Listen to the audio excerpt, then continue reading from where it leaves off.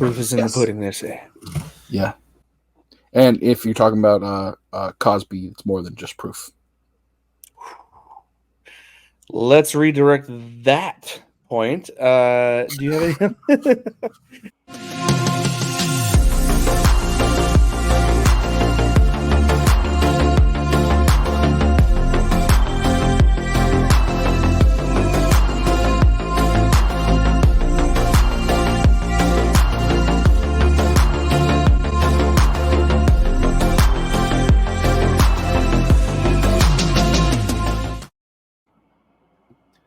Welcome to Nerdentials, your weekly dose of the nerdy essentials covering film, TV, video games, and comic books.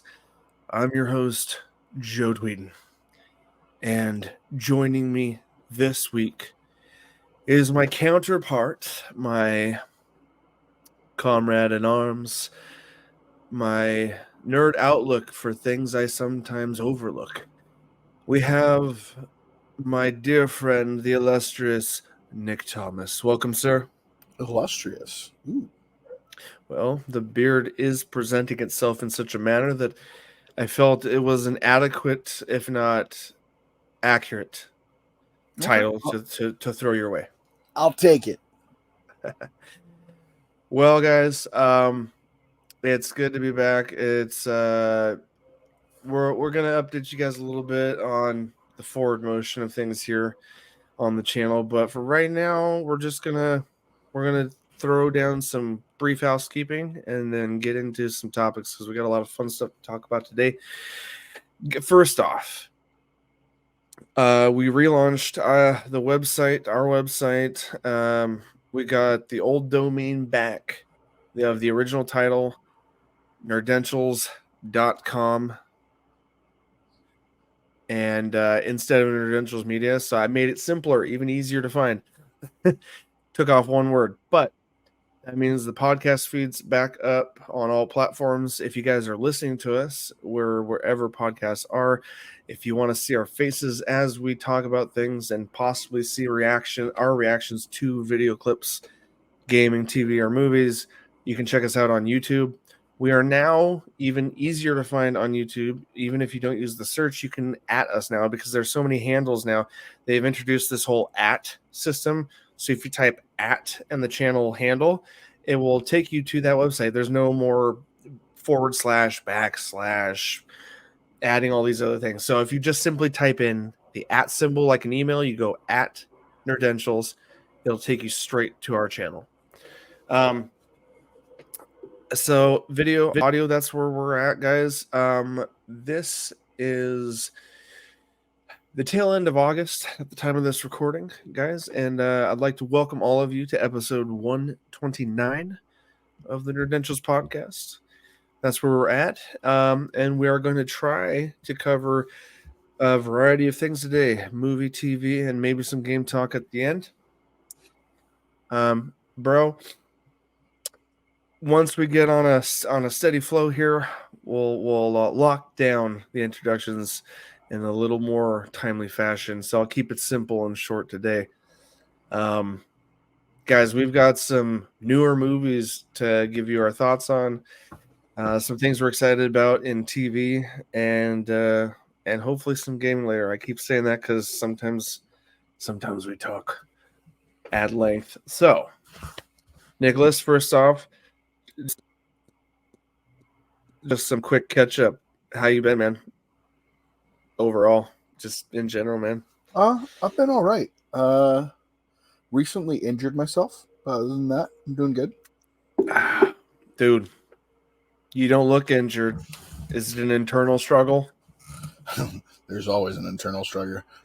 But no, I recently was doing some work and created a whole bunch of micro tears in my shoulder, front and back, and the joint itself. They don't know exactly what I did to it yet because they didn't want to do any imaging. So they're trying to fix it with pain pills and anti-inflammatories and physical therapy. And if that doesn't heal within 6 weeks, they're going to go do some imaging and figure out what's going on with it. Shit. Well, we all hope For the best, sir. Last thing you want is more invasive examinations that lead to sometimes scarier problems. I just wish they would have done the scan earlier because that's the wonderful thing about being on OHP. They will do the most minimal as possible. That's the wonderful Mm. thing about being on uh, free healthcare provided by the state. It's Oh, shitty healthcare. well, and that's West Coast stuff, probably possibly. I don't know if it's nationwide here in the States, just for our listeners, depending on where you guys are listening from, but it's not great. Um, bro, Bro. I think I'd ask you what you've been playing or watching, but that's gonna kind of lead straight into our episode today. So, Well, guys, playing, you can't go wrong there. I've been doing a lot of Destiny too. You know oh, me. back into that. I'm a Destiny 2 whore. But I dove into a few indie games that I've actually really enjoyed. Dude, I saw some completion stuff on one of them. What was that one Oh that no, you? not just some completion. I completed everything that there was to complete. I recently got a hold of a game that won a lot of accolades back in 2022 as one of the best RPGs of the year. A little game Damn. called Chained Echoes. It has old Super Nintendo style vibes. The look on it, of it, of everything. Pixel retro top Oh, down. oh yeah. Yeah. But the story is fantastic. Um, the the play style of it with the JRPG, the turn based thing, was they set it up so similar, but with cool little features that I had never seen in any other game before. So Yeah. much so that, dude, RPGs have been like top of everything I love to play for my entire life. I grew up on stuff like uh, Zelda, Link to the Past, Super Mario, uh, uh, the Super Mario RPG, Yeah. Legend of Zelda. Yeah. Is And that I grew up with that style of game, and this fit that same style. But this easily popped up into my top 5 ever after playing it. dude? That's wild. Yeah, no. That's If anyone gets a wild. chance to play it, Chained Echoes, it's free on Game Pass, and it's a fantastic game. And yeah, so I kind of did a review of a game when we're not even doing a gaming talk Oh, section, but that's hey, okay. you know what? Yeah, dude. Like that's fantastic though. Well, because it wasn't one we were gonna dive into. Although shameless plug, maybe I didn't. I know I sampled it personally. And there's a good chance I did a player pass video on it on our channel, on our gaming channel. I know I sampled it though for sure. So, and I definitely dig it, dude. It gave me Final Fantasy Tactics vibes. You Yeah, know, that's one of the only closest comparisons I personally can think of because I haven't played a lot of that. Definitely like the Legend of Zelda, like super old classic SNES era, or no, classic Nintendo only, not just the SNES as they say, Super Nintendo, but or SNES. Anyway, yeah. um, No, dude, yeah, go ahead. Sorry. very, very well. They did it very well. Nice. Um, yeah, I've been doing the same thing.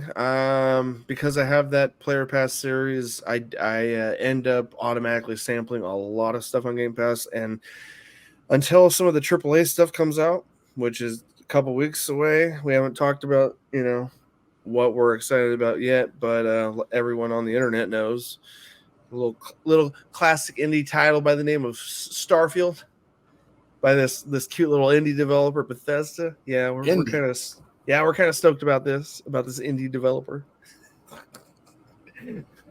But that aside, I I don't have think this word means what you think it means.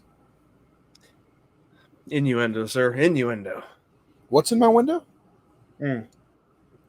Probably not today's topics, which we should jump into now. Um, Yeah, because I've got a lot of things I've hit on the gaming side. So you know what, guys? I'll have to replace the banner down below because I didn't even jump into movie matters yet. Oops. Boom. Right there. See, it's gone. Pardon me. All right, guys. Well, that being said, I guess never mind. We'll just jump into it. I'll get better at teasing things in the future. Guys, let's jump into movie matters. Oh, no, there's the background. That was a shot my load too soon. Here we go.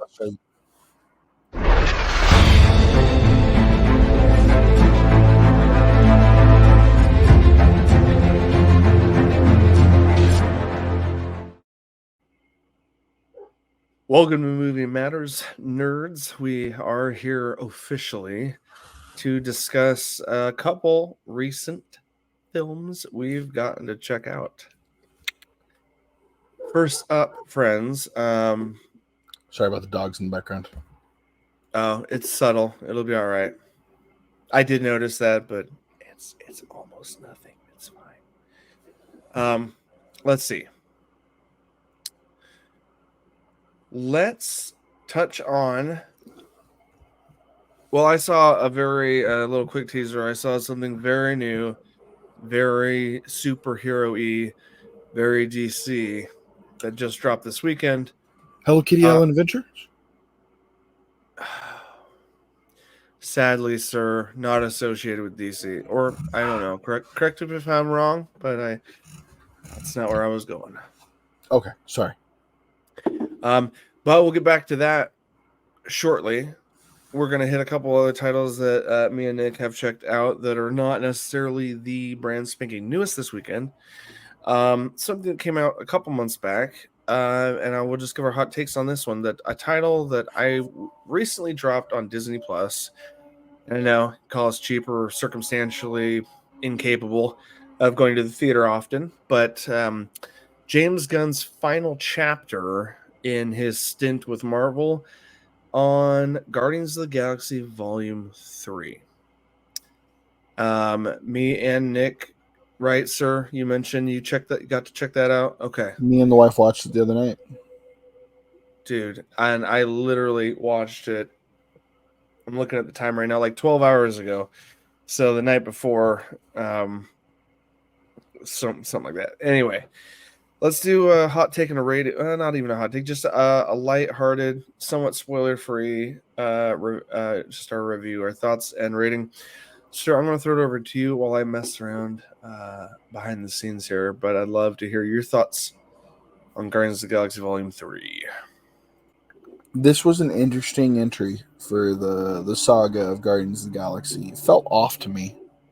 Don't get me wrong, I still enjoyed it, but just the pacing of it felt weird to me. But I'm glad they went and touched on the origins of a certain character in there. We got to see a few origin stories, actually, and a nice wrap-up of where the others are going.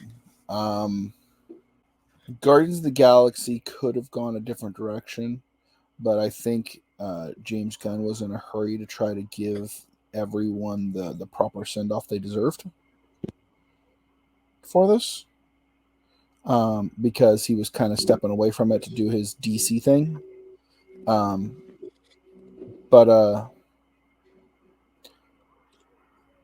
Yeah, no, like I said, it just felt off to me. I still enjoyed it for what it was. And of course I laughed. I oohed and awed, and I was excited about seeing certain things happen on there. But it just, other than the character interactions, it didn't feel like the Guardians of the Galaxy movies we've seen in the past. I can see that. I'm so curious about how it affected James Gunn's take on it, like how much he changed, added to, based on his previous interactions with Disney and Marvel Studios. The fact that we talked about prior to Volume 3 even going into production, he'd been fired from Disney because of Twitter allegations of unfavorable humor that he shared over social media more than 6 to 8 years ago. And a lot of that got resolved, and I remember we talked about DC sweeping him up and wanting him to do a Suicide Squad, and now he's freaking literally co-CEO of DC Studios. And so he had already gotten that, already announced a bunch of DC stuff on his path and way to doing that. And I'm so curious how much of that affected, for good or bad, this final chapter. Like his it wasn't really a swan song, but kind of like his final footprint in Marvel cinema. But I'll give my quick hot take here. But what would you rate it out of 10?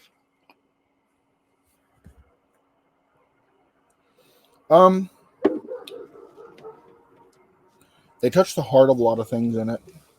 So even though it felt odd to me and it felt off and the pacing felt weird,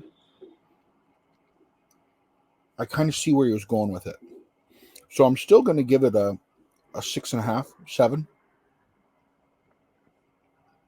Oh, interesting. How did the first two stack up by comparison? Just so we have an idea of where your feelings land on the Guardians as a I want to say franchise.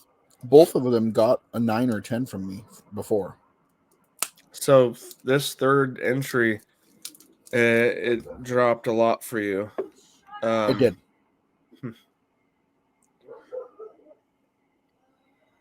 Well, I haven't had a lot of time to process it, but I totally same page as you as far as it feeling a little off, it feeling different than the first two. I think there was a clear divide of time between 1, 2, and then 3.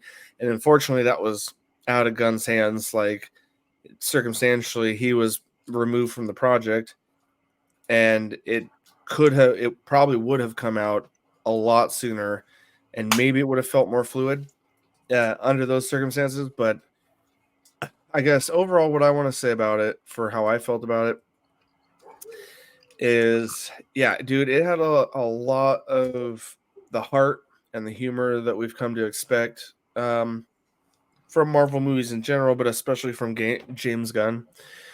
And then one of the biggest focuses being a backstory of one of the Guardians. And again, I'm just keeping it spoiler free. Kind of, there was a lot of focus on one particular character, and man, there were a couple moments during that narrative that brought a weeping tear to the corner of my eye.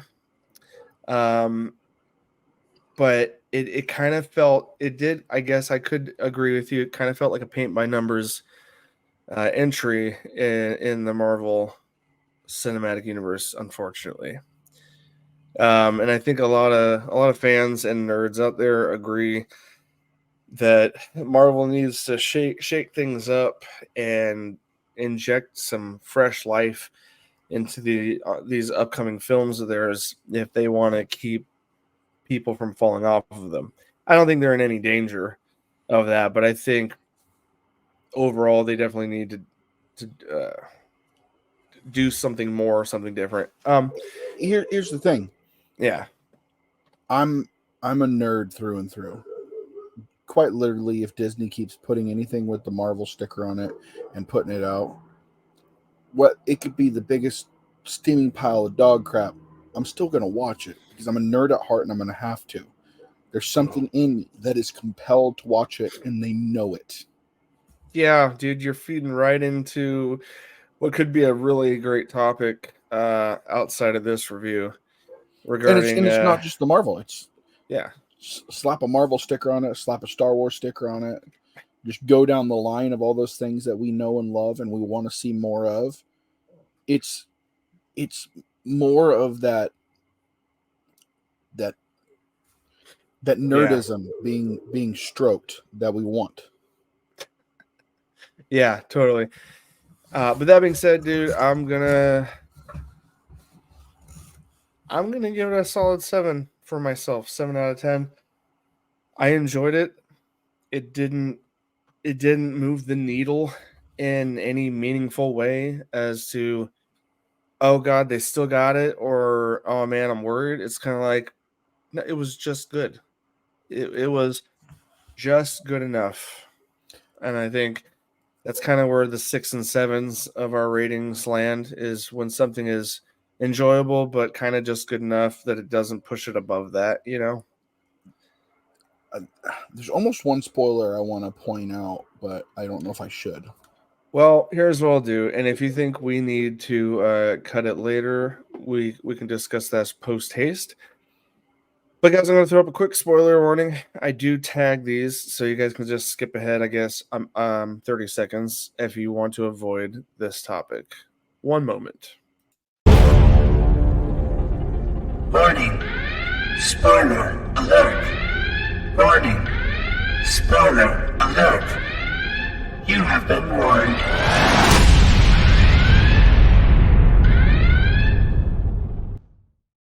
All right, crazy thing about that is that spoiler is probably way too epic for something small that you want to talk about, but go ahead. Well, no.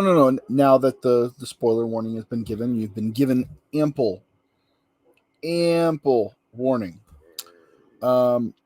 There is something that makes me wonder, though.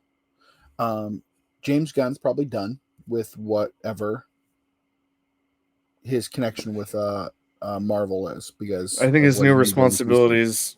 I think his new responsibilities are gonna be too heavy for him to venture outside of where he's at now. But the thing I'm also thinking about when it comes to that is, did you watch after the credits? I'm pretty sure I did, but there's a solid chance I didn't. I was watching it pretty late at night. All the way to the end. There was a few after credit scenes. But the last thing you see roll makes me wonder where they're going to go with it and how they're going to keep him involved without James Gunn. It actually said right at the end of it, Star-Lord will return. Yeah. I just wonder if you typically see that in film, and you expect some sort of sequel later down the road of that character. It is also very possible that he may just get entangled in the next Avengers film. It might not. It doesn't have to necessarily be a Guardians, singled out title. But I also don't know a good example of what that looks like. And the only one I could give you, and I've never seen he'll be back for the Hulk, but we also know that the Hulk can't have any solo films as long as Universal Studios maintains the rights to it. Disney can only include him as a secondary character. They can't make a full film on just the Hulk. That's not true for Star-Lord or some of these other things that now Disney does have complete control over. So again, it's kind of up in the air. Maybe they do a solo Guardians film again, or maybe he just gets entangled in future Avengers stuff. I don't know. Because we know Adam Warlock, that was a pretty big introduction. It was in the trailers and credit scenes of previous Guardian movies that we know that he's part of a future group of Guardians at some point. Something to note, though. Paramount and Universal Studios rights to the Hulk, right? Mm-hmm. Reverted on June of 2023, this year. So the rights have reverted already. So does Disney have complete control of the Hulk? Is that what you're getting at? Yes, I am. So if they wanted to, they could now. Maybe they will. Interesting. We should definitely move on because we're trying to keep things rolling and not go super crazy long. But yeah, do you need a quick pause or break or? It's not my dog. Yeah, Let's I see hear. if me closing the window will help. I think the next one that we both saw. So I'll give my hot take on this, guys.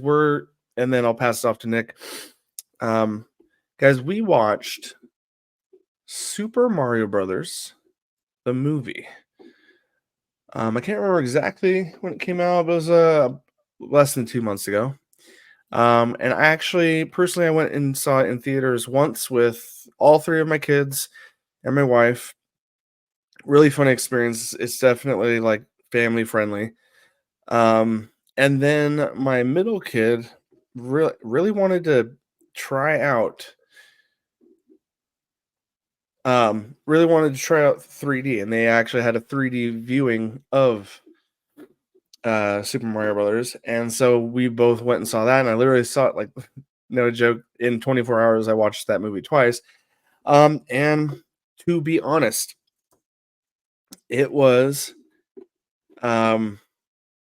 as good as the first time and was worth watching more than once. So I guess I could give that much. The biggest props I want to give it is the fact that they included so much detail.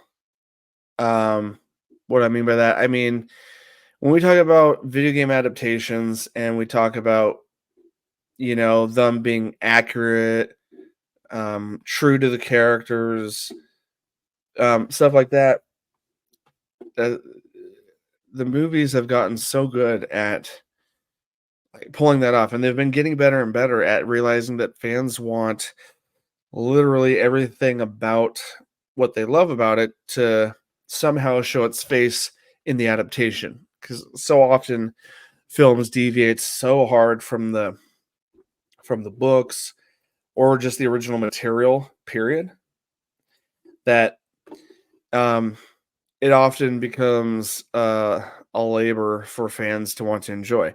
This touched on so many facets of the entire Super Mario franchise, from the classic Nintendos to the cartoon references.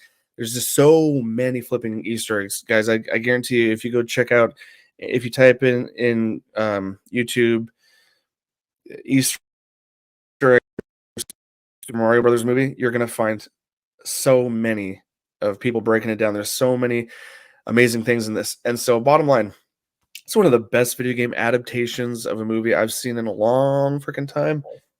And I enjoyed it so thoroughly enough that I was willing to watch it more than once. I enjoyed it enough to buy the full version for myself so that my kids could watch it again, and myself. I know I'm being maybe a little hyperbolic. I'm sure there's things to criticize here. There's some controversial. I wouldn't even use that word personally. There's some things they did with Peach to make her a little more strong and not the damsel in distress. And I'm not trying to spoil anything, but it's in the trailers here, as you guys can see if you're watching this on our video. You can see she's a bit more steadfast, warrior-like, very different from any of her interpretations in the video games that I've seen. But the pure, simple enjoyment of this film, I'm giving it, for myself, a solid 10 out of 10, honestly. It's probably a bit egregious, to say that it's a perfect film. So maybe I'm being a little willy-nilly with that. I'd give it nothing less than a 9, but I'm going to stick by the 10 out of 10. I'm really curious what Nick has to say about his perspective. So, Nick, I'm going to pass it off to you. Get your short, spoiler-free-ish review, if possible, and your rating.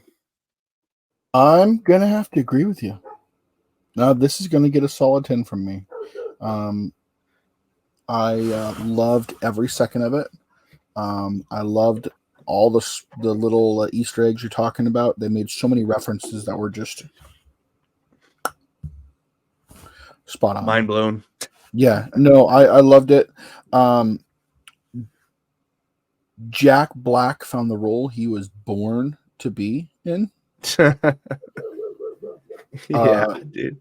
No, he embodied Bowser, and I loved the direction they took with it and everything there. I also loved the backstory we finally got for Peach. Oh yeah, that was cool. Yeah, no, and they dove into like the old school game and why there would be something like that, and threw it in the game, which was the movie, which was fantastic. They didn't just touch on Super Mario Bros. Though. It went from everything. It actually, if you paid attention, it touched on every aspect and every version of Mario, other than Dr. Mario.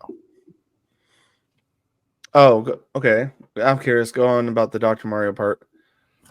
I'm saying it touched on everything but Dr. Mario. Everything else was actually covered in there. So, Baby Mario, even the power ups that he grabbed, the power ups, fire, dude, yeah. And the one that blew my mind that they actually touched upon was Mario Kart. Oh yeah, I mean, it's in the trailer, but there's an entire segment that shows off Mario Kart. Yeah, no, and I think the only thing they showed was the Rainbow Road track of Mario Kart, of all things. Yeah, no, and there's so many different references for a whole bunch of other Nintendo franchises, a whole bunch of Nintendo properties to go along with it, which I was glad they touched in on. And I'm hoping it would be kind of cool if they turned it into like a Nintendo verse. Oh yeah, expand upon it and go multiple different directions, because this is good. This did so well. Well, dude, it broke a lot of records. It's in the I can't remember exactly where it places. I'll look it up. But it's in the top 10 highest grossing films of all time, or at the very least in the top animated films of all time, for sure. Yeah, no, and if they just lean into it and let themselves embrace the gaming nerd of the 1980s and 1990s and just give it the same treatment no matter what they touch in this with the Nintendo thing, I think they can go far on it. Yeah. Oh, on that. Peaches. On that, I was going to say, they released just last year or earlier this year Nintendo World at Universal Studios, in conjunction with this film. And so there's definitely tons of room for them to take it in different directions, especially definitely a sequel. Like, there's going to be a sequel. I hope so. I mean, I'd be did as well as it did. I know the cool thing about this is like the head of Nintendo, not head, but a lot of management in Nintendo was involved in making sure that the studio Illumination kept this accurate as possible. Because Nintendo is, by and large, one of the biggest sticklers for their brand. It's why they don't port it anywhere else. It's why all first-party titles are only playable on a Nintendo device, and they are just very keep it close to their chest regarding all their IPs. So you're right. Will they risk doing another sequel regardless of how well this did? Who knows? I would kind of be shocked if they did, because they had so much involvement in the production of this to make sure it came out swinging. And with how much money it made, I would be shocked if they did not want to do a sequel. Well, Illumination itself has only had one really big hit when it comes to video game adaptations. I'm trying to think of what you're saying. This one, or is it something else? Wait, did Illumination do the other one? No, I'm sorry. Nintendo has only had one other decent hit for video game adaptations. Oh. And that would be Pokemon Detective Pikachu. Yeah. Yeah. Just to add a quick everything glance, else has been kind of like hit and miss since then. Yeah. Between the Minion and Gru titles, I'm trying to think of what else. But dude, just at a glance, Wikipedia says it was $100 million budget, which is actually it's half of what most live action blockbusters go for these days. And then it came out swinging with 1.35 billion, over $1.25 billion in box office is what they left with. So it made 13 times its budget. Yeah, I'd be shocked if they don't do a sequel. No, like, and just going off of the movie itself, they can have plenty of spinoffs directly from it. Like, hey, we could do a full Donkey Kong movie. Mm-hmm. Oh yeah, I like how they peppered in Diddy Kong from Diddy Kong Racing, Nintendo 64 era guys. Yep, all you millennials know what I'm talking about. Shut up, Diddy. Oh, it's such a brief scene, but anyway, it's not a huge spoiler. Maybe it is. I guess I don't remember seeing Diddy in the trailer, but we're not going to go much deeper into it this time. We're just hitting that review. So, us here at Nerdentials have given it a solid 10. Lastly, dude, I'm going to be horrible with the pronunciation of the names, but I'm going to give my hot take on. Well, before I jump into that, is there any other, not full reviews, but like any other hot takes you wanted to throw in there in cinema before I get to my superhero film of 2023? Yes, I am so glad that the man, the legend, the original Mario voice was allowed to be in the movie. Oh, yeah, that Italian dude. Giuseppe. Yeah. I forgot his character name. Yeah, but they allowed the whole signature, the signature wahoo. Yeah, they're like, is the accent too much? No, it's just enough. Whoa. Yeah, that's awesome. I didn't realize that was the original guy. Oh yeah, that's the original voice. It was spot on, you know. Yeah. Dude. But I do have to say, for anybody that was worried about Chris Pratt playing as Mario and messing up the voice, or anyone else messing up the voice, every single voice and every single character in this, I thought did an amazing job. From Chris Pratt doing fantastic as Mario, given a lot of heart, a lot of feeling behind the character. From Charles Day playing Luigi, you could actually almost feel the brotherly love between them in the way they actually were able to express vocals just doing it. Yeah, dude. And Anna Joy Taylor, I think is her name. Yep, Anya Joy Taylor. Yep. Yeah, the one that did Peaches did pretty good. Yeah, yeah. You already heard me rave about Jack Black. And the one that surprised me and I thought did fantastic. And I actually want to see more of it. That's why I brought it up already.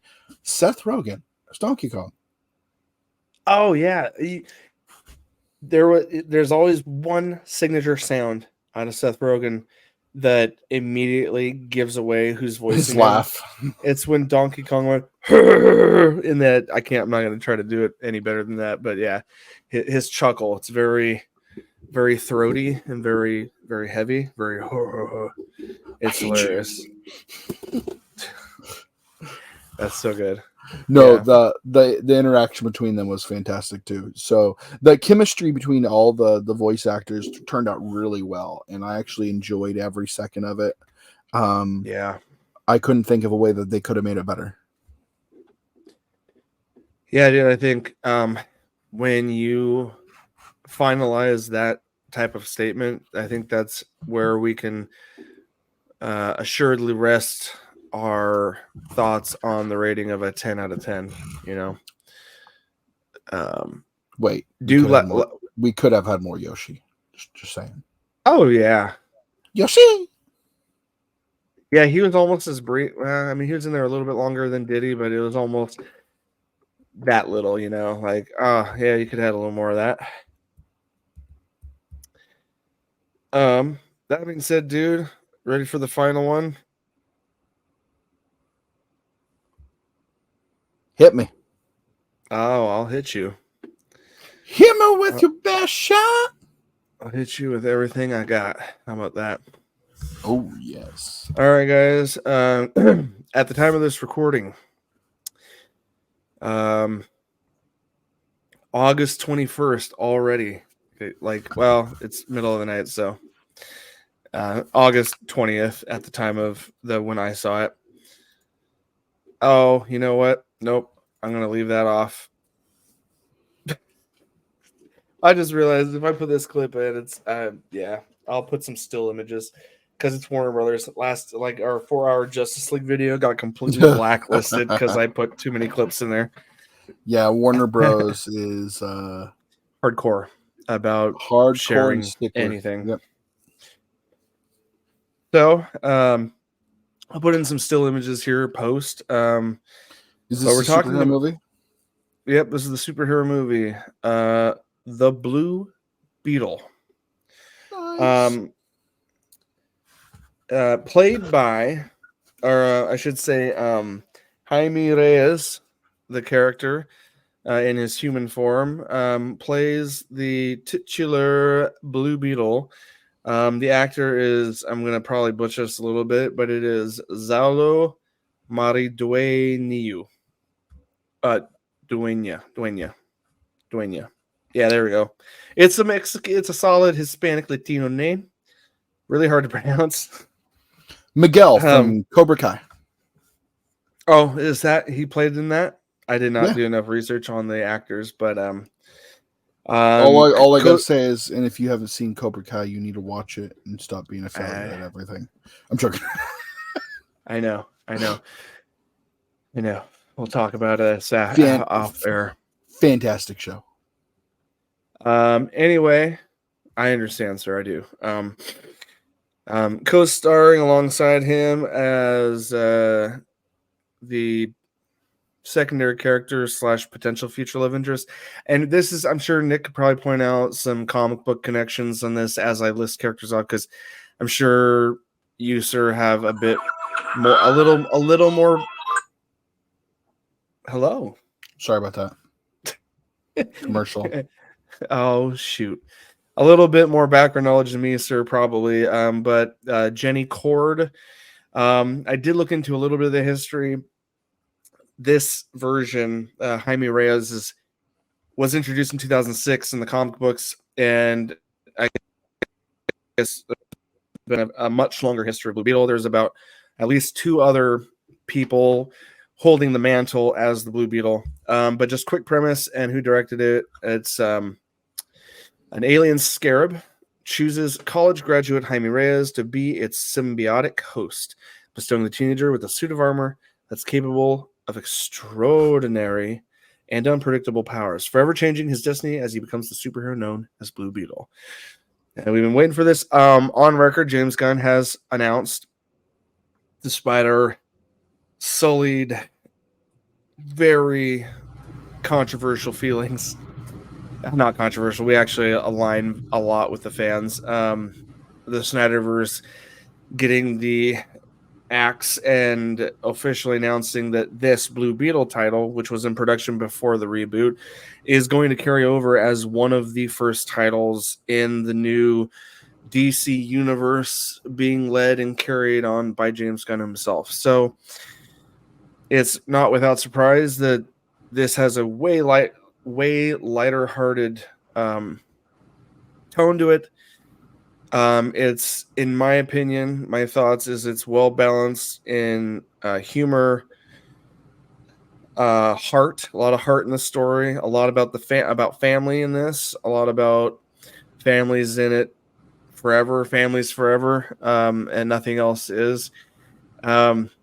Super heartwarming, a lot of fun moments, couple over the top moments here and there, which harder critics might balk at, but it played so well into the rest of the humor and the balance of humor and emotions that I just ran with it. George Lopez plays the crazy kooky uncle to Jaime Reyes. Some people think he was over the top. He absolutely is, but he played into it beautifully. I loved his zany character. All I could hear was George Lopez in his character, and that was fine with me. As far as him being the uncle, one of the family members. Plot was good, steady. It's a solid 2-hour movie. It comes in at just under 2 hours. There is a mid-credit scene and a post-credit scene. We won't discuss any of that today. I'm keeping this completely spoiler-free, and Nick has not gotten around to watching it yet because it did just come out. I thought it had the action wasn't drawn out too heavily. Like, it seemed like a lot at times, but then when I look at the slow moments, the pacing with the family character development, all of it was a nice, beautiful mix for me. Nothing overstayed its welcome too long. And if anything, I wanted more of him arguing with the sentient symbiote that is the Blue Beetle. Nerd card could be revoked because I can't remember the name of the entity melding with Jaime, but this was there was a good mix of culture. This is definitely surrounded by a Latino family in a city in Mexico. I think there's a lot of great representation there. We're seeing more and more of that in cinema in general, and it's a beautiful thing. There was no point in time when I was lost in this movie at all or lost on any of the plot. And it wrapped up in a heartwarming, really great way. I left the theater just wanting to see the sequel whenever they get around to it. And so because of that, I'm going to give this a solid 9 out of 10. And the only reason is some of the over-the-top stuff. Honestly, it's between a 9 and a 10. It's not like a perfect film, and I don't want to be that DC fanboy guy that says, "Oh no, this is the turning point," but it is. Honestly, like, if this didn't have the DC logos at the beginning, this could have been mistaken as a Marvel film from anyone else that's not seen this DC property before. But they did. But I would say it was a breath of fresh air compared to what we used to love about Marvel. I would put it that way. This is not a Marvel film in any way, but for DC, that's a huge thing to say, is that this had like the heart and humor of a Marvel movie, but it had a lot of, I don't know, a breath of fresh air. I don't know how to explain that. We talked about Marvel movies being starting to get a little more cookie cutter, and they need to be careful of that. You know, this one was a really fresh superhero story. Was there a lot of good references to the potential DC universe? Oh, yeah, just not even a spoiler, but they early on, and it didn't feel forced. Jaime Reyes, when he's in his room, he just got the scarab, and you saw, if you guys have seen the trailer, I'm not spoiling that at all. That's not a spoiler, but he threw out in a panic. He's like, "What is this? I'm not Superman!" Like, he name drops Superman. Then when they find more things about Blue Beetle's past, George Lopez, I think it was even in one of the trailers, he basically makes a snide comment about Batman. He's like, it's a cheaper Batman. Batman's a something or other. He criticized Batman for being kind of, yeah. Yeah, I remember the there's a scene in a trailer where he mentions, George Lopez calls Batman a fascist. Yeah, fascist. They kept that in. That wasn't like a scene that got cut. He called Batman a fascist. He said that like Blue Beetle's gear is like a cheap version of Batman, but Batman's a fascist. Is kind of how the line was delivered, something like that. And they name dropped. Oh, they also name dropped the Flash, Superman, Batman, the Flash, and honestly, I can't remember. There was one more that wasn't any of those three. So I thought it was cool. No, spoiler on the fact that there was no scenes of any of those heroes, just name drops, so they're 100% connected to the world of DC superheroes. but they didn't cement any connection to any other previous movies.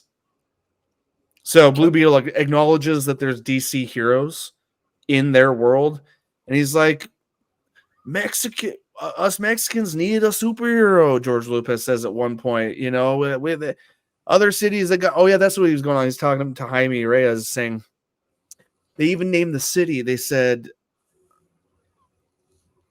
I'm drawing a blank. I know the cities, but Flash's city. Come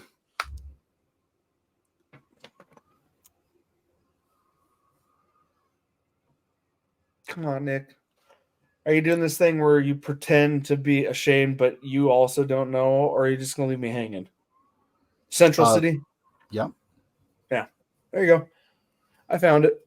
Well, it depends on what version. There's Central City, there's Edge City, there's Metropolis, Gotham, all ones that were created. I'm talking about the Flash, specifically just the Flash, is not on his own stuff. It's Central City, at least in the CW TV shows, right? Yeah. Yeah. So anyway, I got to hold to a 9 out of 10. I really love this entry. And I look forward to seeing what James Gunn is able to pull off with the upcoming additional films. We still got Aquaman 2, which is part of the previous Snyderverse. I have no idea how that's going to land. There were re-edits since even The Flash because they're trying to find a way to put it out, not lose all their money on it, and still make a nice segue into the future of their franchise, whatever. Anyway, Blue Beetle, amazing, highly recommend. Would go see again in theaters. So that being said, dude, you brought up the name Ginny Cord earlier. Ginny Cord. Mm-hmm. Ginny Cord is actually the daughter of Ted Cord. Yeah, and the second Blue Beetle. But the interesting thing about him is he didn't have any superpowers. Yeah, he was the Batman. It's addressed. Oh yeah, sorry. It kind of spoils it, but Nick's already given you the comic book background.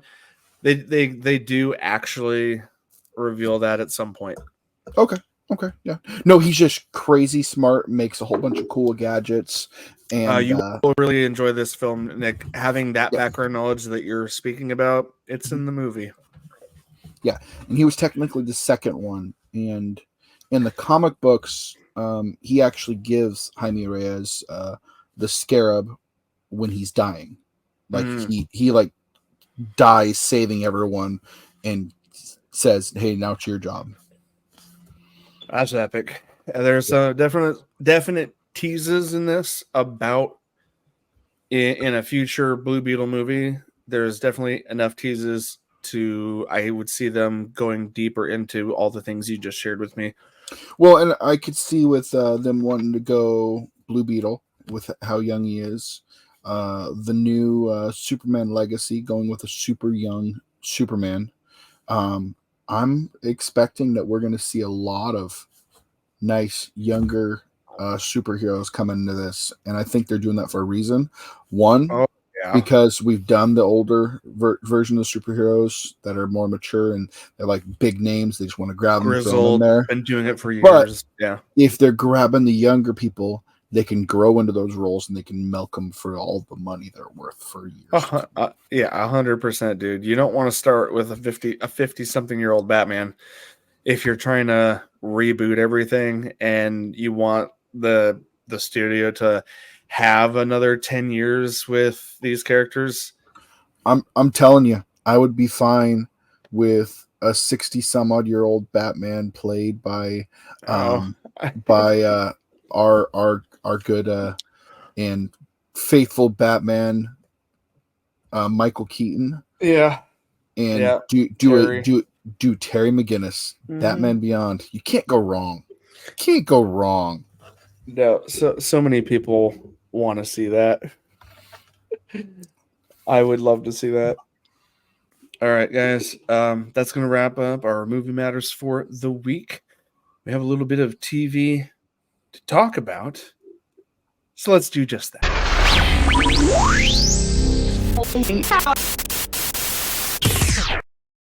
Welcome to TV Talk, guys. We have some hot takes, a little bit of catching up on TV. We haven't talked about that in a while. And then we're going to react to an upcoming show. Super excited about that, of the Star Wars flavor.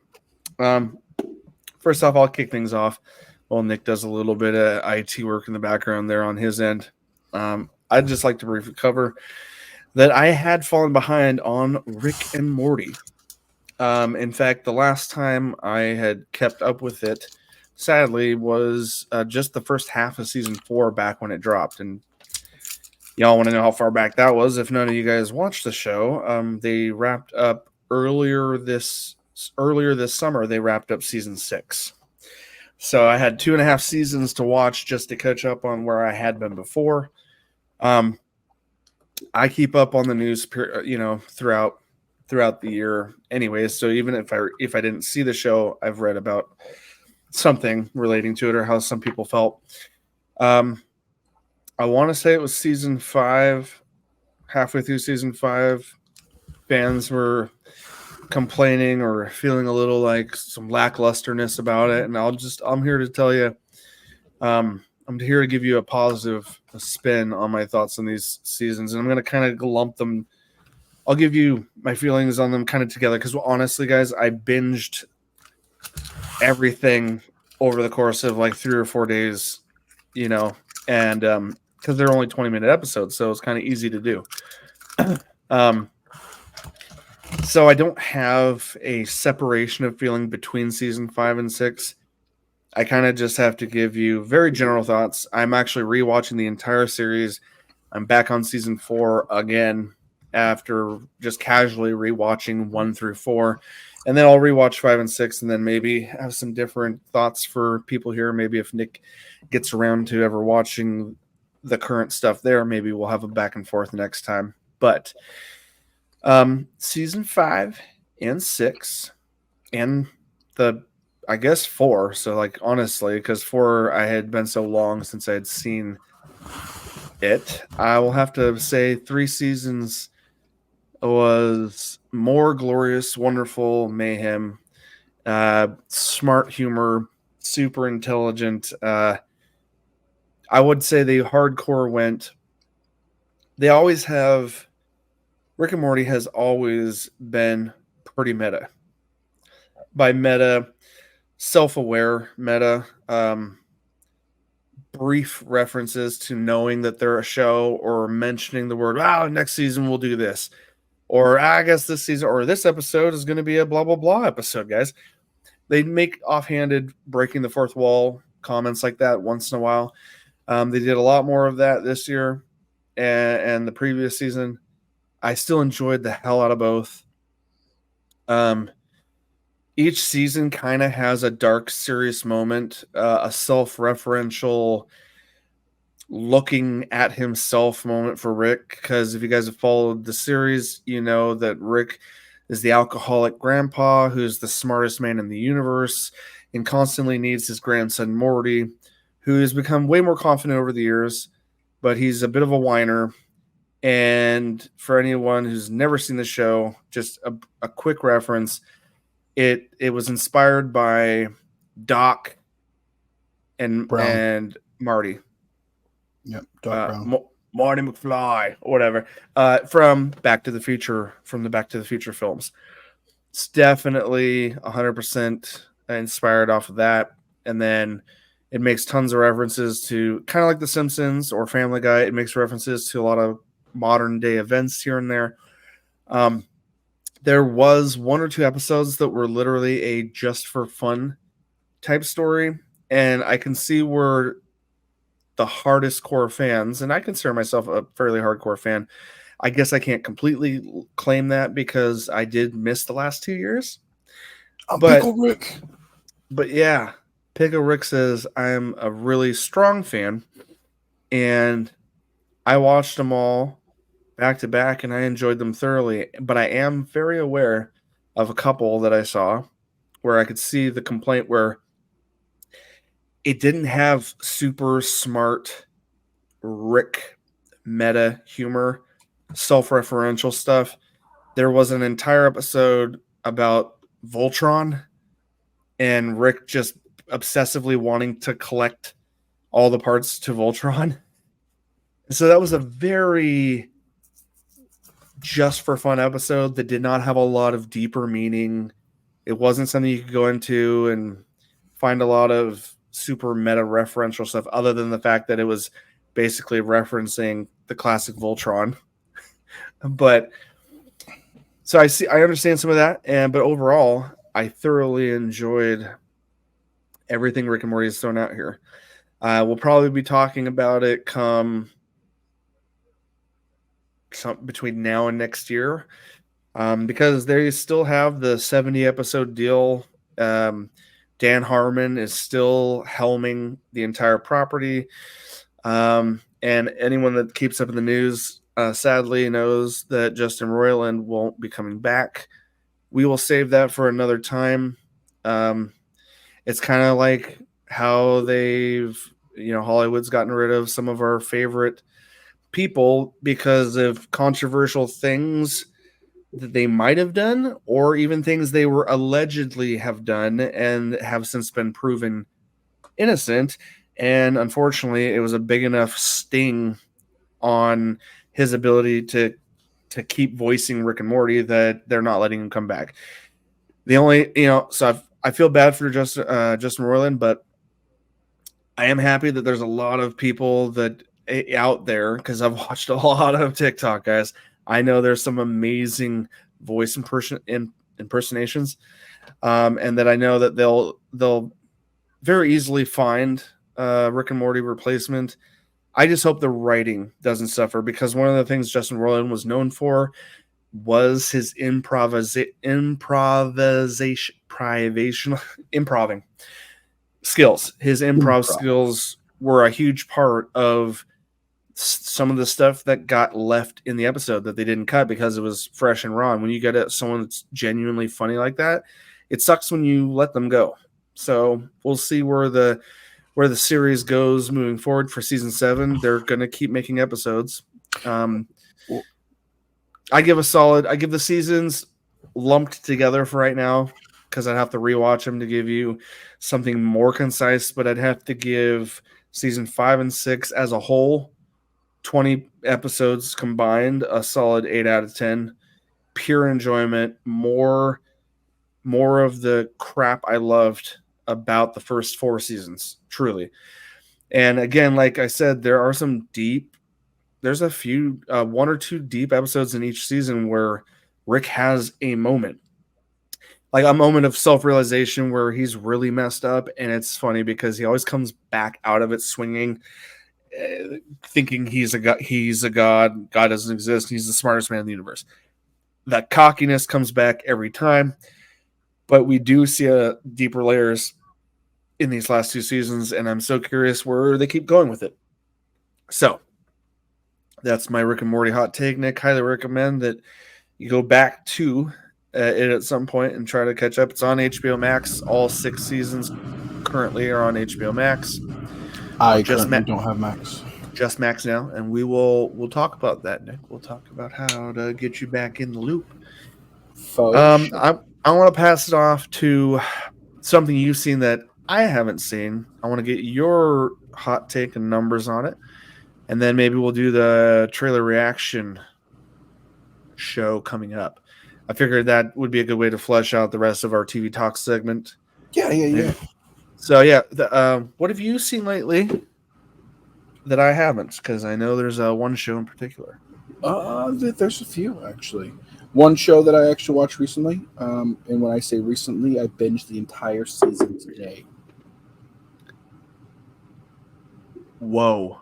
Today, prior to recording? Today, yes. I watched the last episode 45 minutes before I got on the recording with you. That's as fresh as it gets. Yep.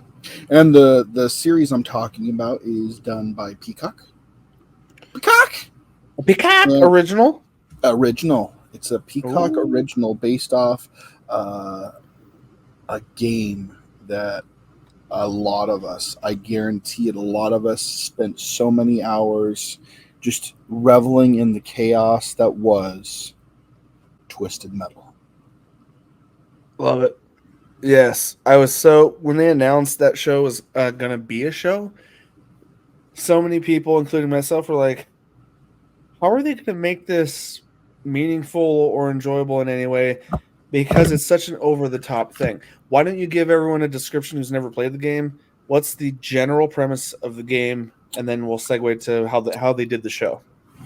General premise of the game is it's based in a very dystopian future where everything is just messed up beyond belief.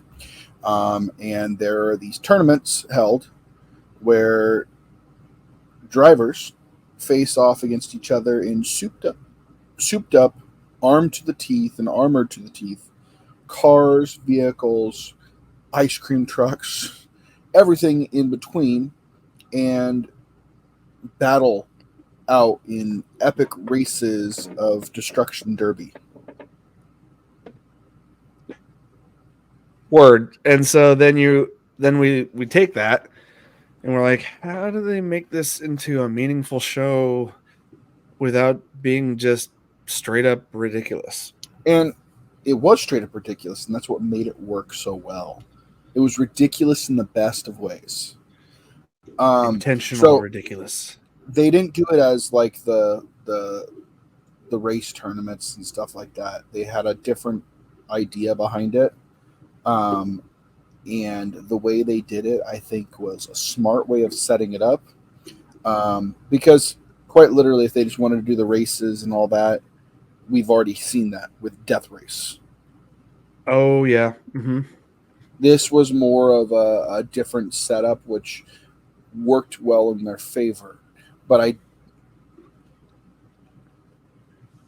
if you're going to watch it, watch all the way through because they're setting it up for a new season, which is I think is going to be pretty good too. Makes sense. Other than because I don't have the full cast in front of me, I know Anthony Mackie's on the cover here. Anthony Mackie, what's her face from Brooklyn Nine-Nine, Rosa. Oh, okay. Quite a few people actually. I can't think of their names right off the top of my head. Let me look it up. Oh, hold on. Yeah, I'm just pausing for a minute because. Oops. I'm messed up. Hold on. All right. I have it right here. Okay. We have Anthony Mackie. We have Samoa Joe. Stephanie Beatrice, who is this girl from Brooklyn Nine-Nine. Yeah. So Nick, describe what you're seeing. What we're. Thomas Hayden Church. Oh yeah. Yeah. No, what we're seeing here is we're actually seeing a video of the PlayStation 1 release of the original Twisted Metal. The cool thing about this is we're seeing the mayhem. Seeing one of the most iconic characters of the series right here. That is Sweet Tooth. Ooh. A crazy, psychotic killer clown. Oh, I love me a killer clown. Yeah. And I loved how they approached Sweet Tooth in the show. So, yeah. Nice. Yeah. The way they set it up definitely lent towards more of a story making of it and more of a grand adventure over just mayhem and chaos. And because they did it that way, it was much more enjoyable. Anthony Mackie was on point in this, funny, charismatic, and I think he did a really cool job. The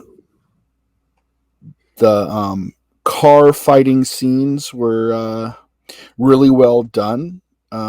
without going crazy over the top, while still being able to pepper in a sense of humor throughout the whole thing. Nice.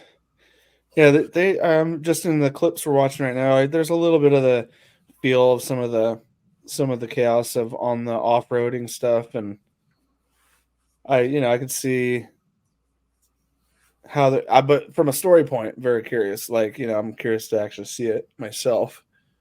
No, they did it really well. I think you would be remiss to not watch it. It was a fantastic show. There's Nice. Thomas. Do you got a number for this one? Yeah. As a No, show? I'd give this a solid 8.5 out of 10. Oh, is that Tasty, the Killer Clown? Oh yeah, that is Sweet Tooth. Sweet Tooth, that's what I meant. Tasty. Wrong guy. Oh, Nev Campbell from the Scream movies. Yep. She's in this. Very nice. Yeah, I remember seeing that. Yeah, no. So the funny thing is, I said Samoa Joe.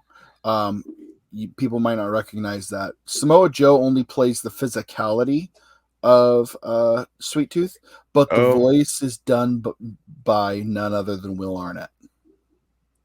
Nice. He's my favorite Batman in the Lego movies. He's also the only acceptable glittery Batman. Correct. Very correct, sir. Oh, very nice. Streaming only on Peacock, friends. I would recommend giving it a try. Don't listen to critics. A lot of critics are saying it was a miss. As someone who played every release of everything that was ever Twisted Metal, I could honestly say that they stayed true to the nature of Twisted Metal without copying it exactly and giving it its own life. So it was very fantastically done.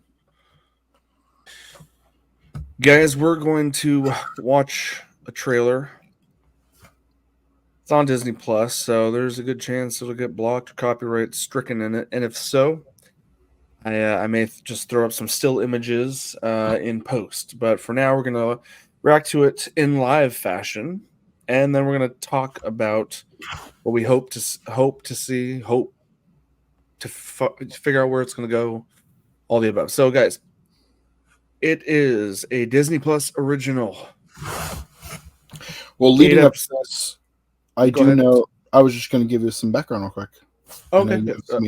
And then should we title drop it so everyone knows what we're talking about? Oh, sure. Yeah, go ahead. Continue what you're doing, and then I'll give you some background. Okay. But do that right before the trailer watch itself. So, guys, we all know Star Wars spin-off shows have been hit and or miss with fans. A lot of them have been really well done, despite fan opinion. One of the best series, both critically and fan-based wise, I would surmise, is the Mandalorian series. We had the Book of Boba Fett. We've had Andor. We're now, and those again were hit and miss on fan feelings and critics. But Mandalorian, by and large, has been wildly successful. Baby Yoda definitely helps, little Grogu, but we were introduced to a character, I believe, Ahsoka. I never watched the Clone Wars, so I'm purely going off the title and the character from Mandalorian. I want to watch the Clone Wars at some point. A lot of people have highly recommended it, including Nick himself, I do believe. Anyway, Ahsoka is getting her own character-focused show. Order of 1 season, 8 episodes, releasing on August 23rd. And at the time of this recording, it's the 21st. So in 2 days, it'll be dropping on Disney Plus. A 2-episode premiere. See, Disney learned a while ago, Netflix binging, you get people subbing and canceling. So they did the Hulu thing, and they've, for several years, or for the last couple years, have now been doing weekly releases to keep people on that subscription chain. You know what I'm saying? The brief description of this season is after the fall of the Galactic Empire, former Jedi Knight Ahsoka Tano investigates an emerging threat to a vulnerable galaxy. Now, I'm going to toss it over to Nick because he's going to give us a little bit of background about this character, and then we're going to go check out the trailer. So, Nick, I hand it over to you, sir. Yeah, you kind of touched upon it earlier. Ahsoka is the Padawan of our very own Anakin Skywalker, who never achieved the title of master. Small stipulation. Yeah, she was the Padawan of Anakin, who later became Darth Vader, of course. But we saw her grow and develop as a character from someone we hated to someone that was the heart and soul of everything that the series of Clone Wars was. But that's not where her story ended. I actually recommend anybody going into this, you may be a little bit out of the loop and not understand everything that's going on unless you follow up and watch two very important series that were phenomenally well done by Dave Filoni, who is the actual director of this the series Ahsoka. Hell yeah. Mm-hmm. Clone Wars. Mm-hmm. The animated series Clone Wars. She's in that. And Rebels. Oh, okay. Now, one of the things I noticed, because I've seen the preview for this that we're about to watch in just a little bit, they are bringing back so many of the characters from the Rebels TV series. So cool. It would behoove you to at least watch Rebels. It would saturate your enjoyment of what you will inevitably see in this upcoming series. But as a fan of these two series, I can say they were some of the best work Star Wars has ever done. You know, what's crazy is a counter comparison, not counter, but like a unilateral parallel comparison would be the animated DC films have by and large well outperformed, sadly, our last 10 years of live action stuff. Mm-hmm. No, a lot of people say for a long time Clone Wars, Bad Batch, stuff like that actually saved Star Wars from going down the drain completely. And I would buy it. I would second that. But no. Yeah, so the last time we saw Ahsoka was in season 3 of Mandalorian. They talked to her a few times. You get to see her with some cool lightsabers, and you know she's a Jedi, but you don't really know the backstory from the TV series unless you watch the other ones I was talking about previously mentioned. But they may do some flashbacks in this movie, so you don't have to watch those episodes and those seasons. But still, I would say, as a fan, I would recommend it. Yeah, the recommendation is if you would like a little bit of embellishment on your love of the characters. Yes, because Ahsoka, being played by Rosario Dawson in this new series, when you first meet her in Clone Wars, is the most annoying little twit you would ever hear or see on any movie, and she is beyond annoying. But you see her progression and her become a very full-blown character and integral to everything that is the Clone Wars. I love it. The maturity is found in the pudding. Proof is in the pudding, they say. Yeah. And if you're talking about Cosby, it's more than just proof. Let's redirect that point. Do you have any? Do you have any other highlights, or should we cover the highlights post viewing of this? Let's go ahead and roll that beautiful bean footage, and then we'll cover it afterwards. Awesome. All right, I will be watching this myself for the first time in its entirety. I have not seen the newest ones. I saw the original preview that came out, the original trailer. So if they I think this might be the original.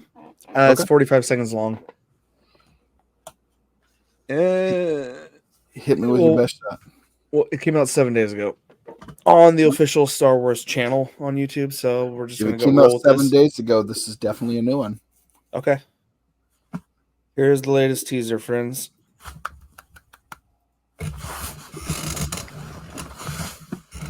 Full volume for now. Oh, wait. Before you start, I see a character there in the background.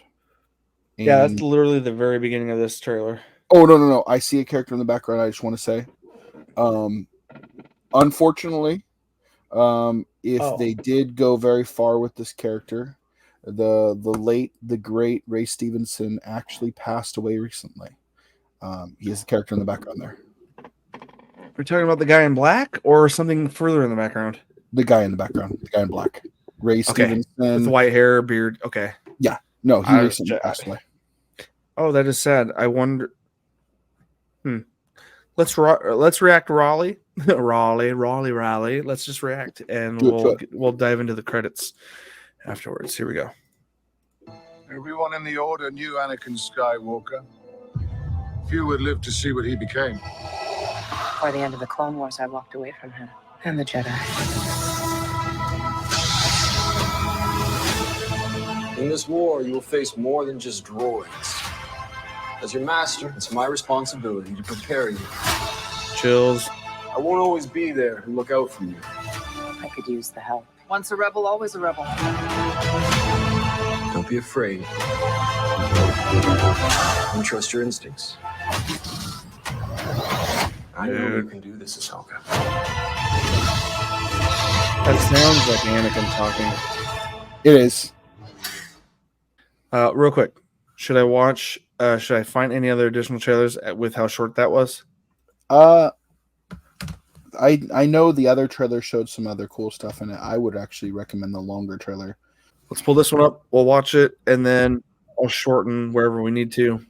So that voice in the background was definitely Anakin. And he never said Ahsoka in any of the trilogy films, which tells me if he doesn't make an appearance, we'll talk about that later. At the very least, they got him to come in to do some lines. Yep. Some voice acting lines at the very least. So here we go. I haven't seen this one either. I've been out of the loop. Something's coming. I know, dude. Trying to get back in. Something dark.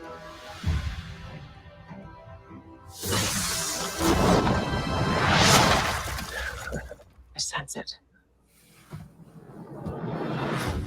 That's right, Miss Rosario. This is a new beginning. That's a creature. For some, war. Droid. Just kidding. For others, power.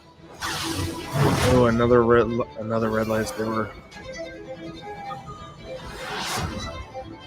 It's been a while. Things have changed. I started hearing whispers about Thrawn's return Oh yeah, Thrawn. as heir to the Empire.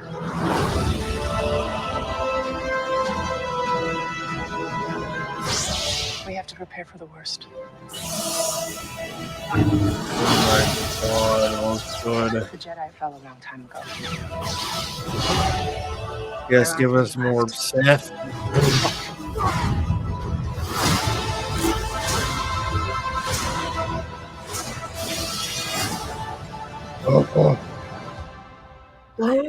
Perhaps it is time to begin again.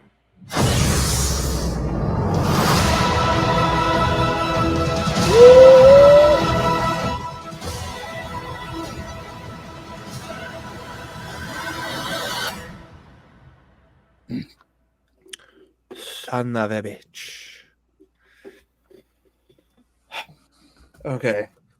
I tend to try to react during and add some vocal in there to try to minimize the striking nature of it all. I feel like it'll probably end up with a copyright, not strike, just a copyright claim, which, you know, we could live with as long as they don't block it. If they block it completely, Nick, baseball talk here, I'll cut it out. But Okay.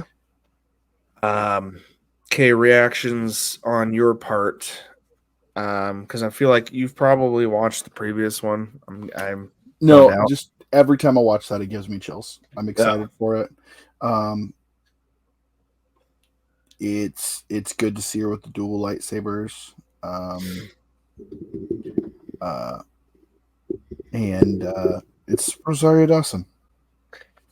Amazing. Sorry, What? freaking. No, you're good.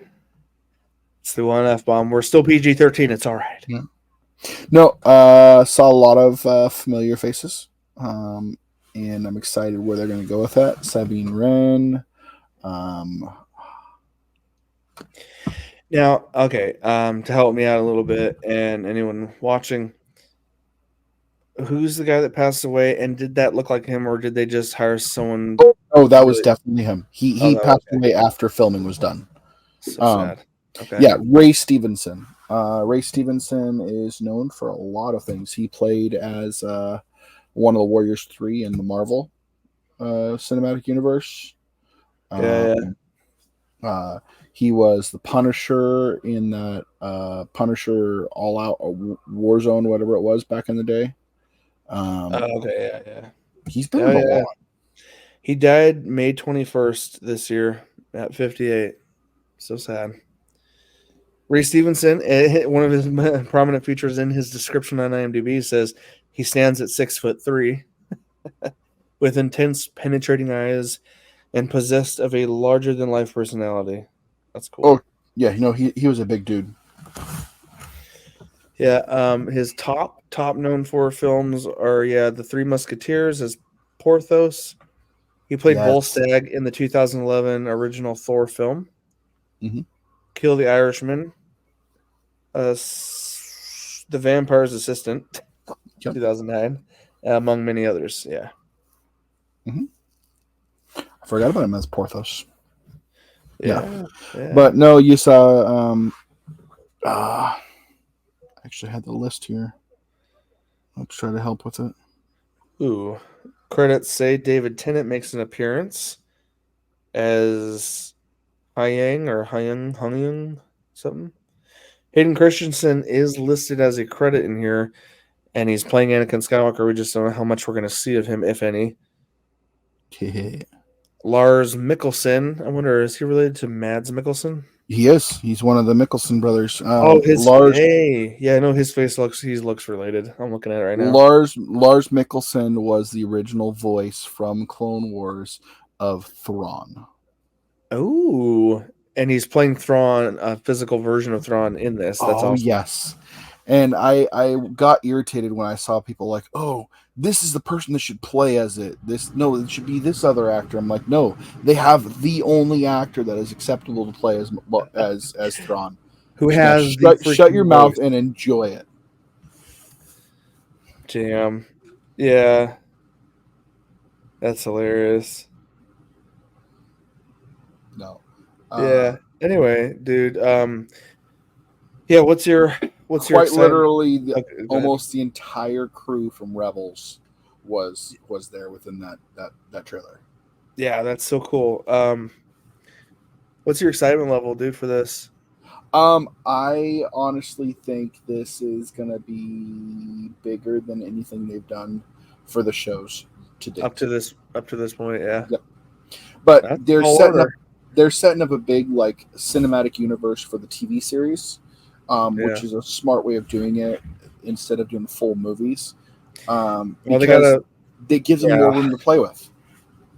Yeah, well, and it'll help them find a better direction for whatever the first re-entry into the cinemas that we find Star Wars landing, Well, if they do it this quality, we don't need a movie. Just keep sending them out as TV series. Give us little installments so you can take your time to direct it and take your time to shape it into what you want it to be. You're not wrong. It's and not more importantly, shape it into what the fans want it to be. Yeah. Yeah, if you take your time to do it right, yeah. We know they're not gonna stop releasing stuff to theaters. They have at the moment, because the returns on the last trilogy were not to their air quotes expectations.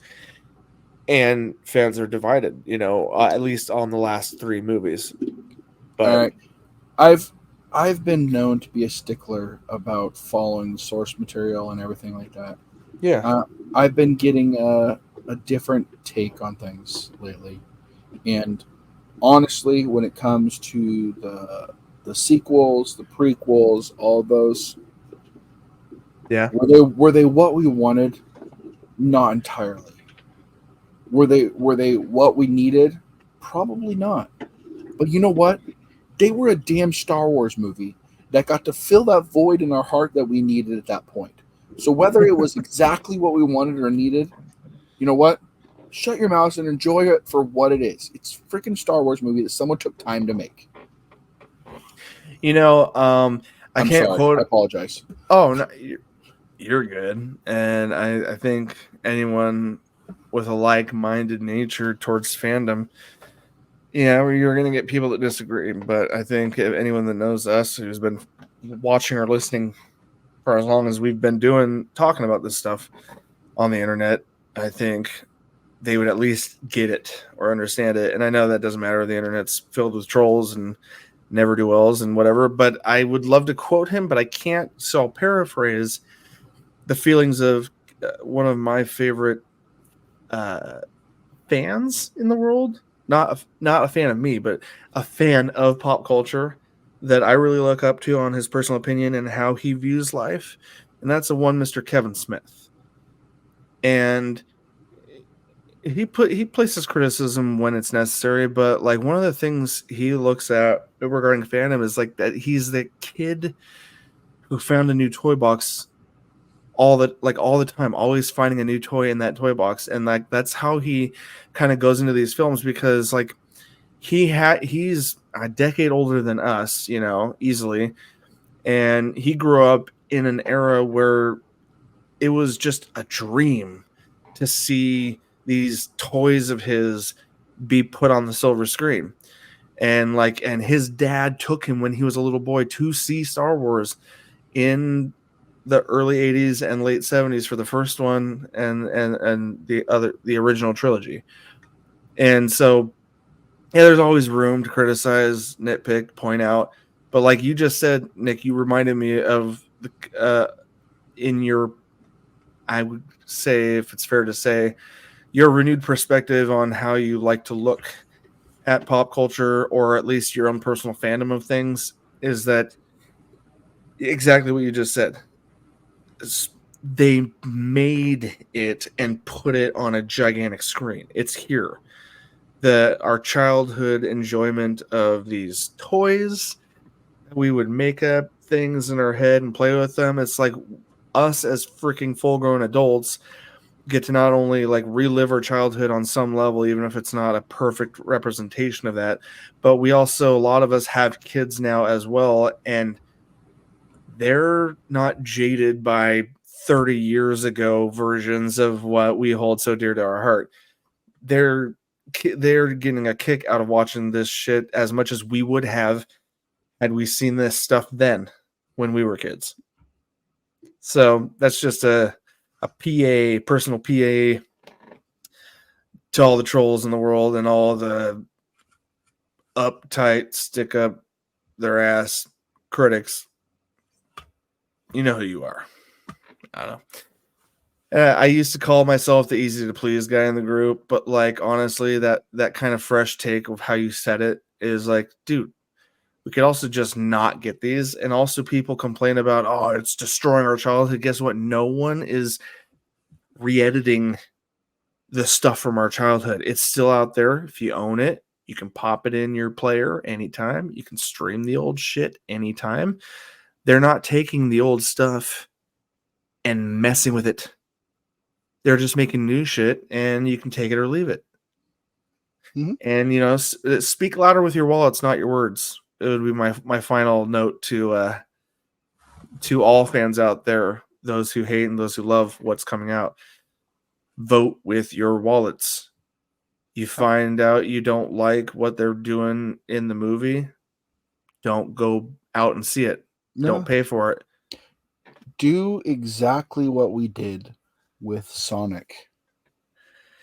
Well, trailer comes out and it is yes. such an abomination before it ever hits the movie, and you're like, wait, no, this isn't right. You guys need to fix this before doing it. And you know what they did? They listened to that feedback before releasing the movie, and they fixed it.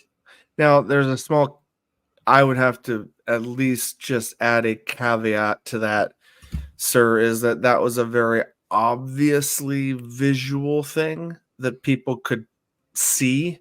Yeah. Needed to have a stop put to it. Like, and unfortunately, all the Star Wars stuff, all the trailers look amazing. There's not exactly in trailers, it's really hard to see, oh, they're doing something horrible with this character. You're not going to unfortunately know that until you go and see the movie. But that is, yes, it's a good example of fans crying out loud enough and a studio responding. The problem with that example is that it was an easy thing to point out to the studio and an easy thing to see why they were upset, because it was visually in your face that, oh man, they are messing this character up on a fundamental, literal, physical level. Yeah, no. You know, it's not a bad example though. Like, no, here's the thing though. They will always have fans like us though. So even if there are people that get upset about it and blah blah blah and don't like it and don't want to see it, you know what? Don't see it. Don't worry about it. Don't mind it. But you know what? As long as you slap Star Wars in it, you have lightsabers and you have ships that go pew pew, take my money. In the words of the truly passionate fans that just want to see their childhood on screen again. That's my final thought. And that was also a final mic drop moment for you, sir. It looked like you threw your wallet at the screen. That's exactly what I threw. For all you podcaster listeners who are not watching the video, and you should definitely check out the video because sometimes funny things happen on screen. Nicholas, well put, well said. My excitement level for this series, purely based on the trailers we watched, is pretty high up there. Comparatively to The Mandalorian, how I felt about season 1 teasers of Mandalorian, I kind of a little more elevated because we're seeing a little more of the literal Star Wars Jedi side of it. Like, Mandalorian was a nice departure. It's like a Western in the universe of Star Wars, but we're seeing freaking Sith and Jedi interactions in Ahsoka, and I think that tickles Schwartz a little harder than most. And I'm hoping for very epic fight scenes, because think about it. I hope at this point in Ahsoka's life, she is a full-blown Jedi Knight that has fought with the likes of Anakin Skywalker, General Grievous, and all those, and came out and survived. She is a master of the Form 5 Sheen fighting style. And hopefully we're going to see some of that. We're going to see some of the craziness that was the dual-wielding Ahsoka in her prime. So I expect some really cool sword lightsaber scenes, because it's not just the fact that she's like a full-blown knight. You're also looking at full-blown Inquisitors. And most of these Inquisitors, they weren't Force sensitive. They didn't have the ability to throw people around with the Force. Like, Ray Stevenson's characters obviously is a Force user, but the majority of the Inquisitors weren't Force users. They were just very good saber fighters. Word. So if they lean into that and then embrace that, we're going to have a spectacle to watch. Well, guys, you heard it here. And if I'm blessed with expediency in getting this episode cut and dropped, you'll be able to hear this before the premiere. But if not, we'll have more to talk about in the next episode, next time we meet.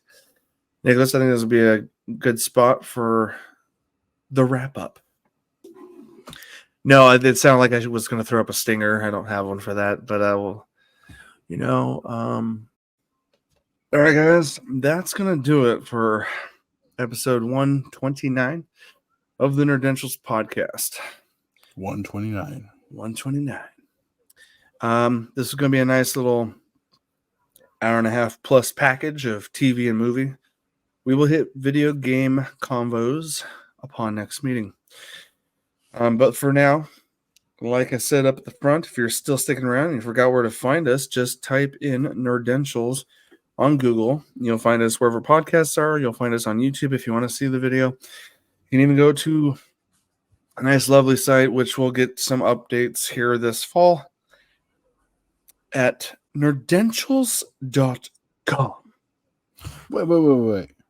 It still says nerdentialsmedia.com at the bottom of the screen. Look away from that. Look away right now.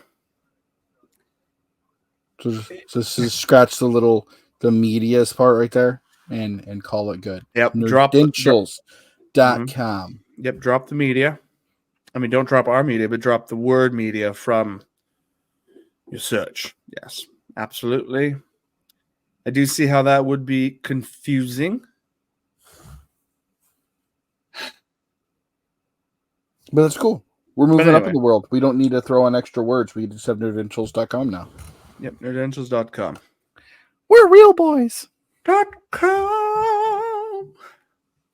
Nerdentials.com, guys. That's where all this stuff is connected, related, and found. We're also can be found on the Facebooks, the Instagrams, and yes, I know the bottom icons need to be changed. You can also find us on X. Wait, what? Sorry, previously known as Twitter, but now Twitter's on there too. Elon, I just said, ignore the icons down below because guess what? That streaming icon, Mixer, that's gone a long time ago. I'm wrapping up. Hold on. Child has arrived. Wrap it up. Anyway. Guys, you can check us out everywhere. You'll see the links here. I'll put that in post. They're there. All links are down in the description below of this video as well.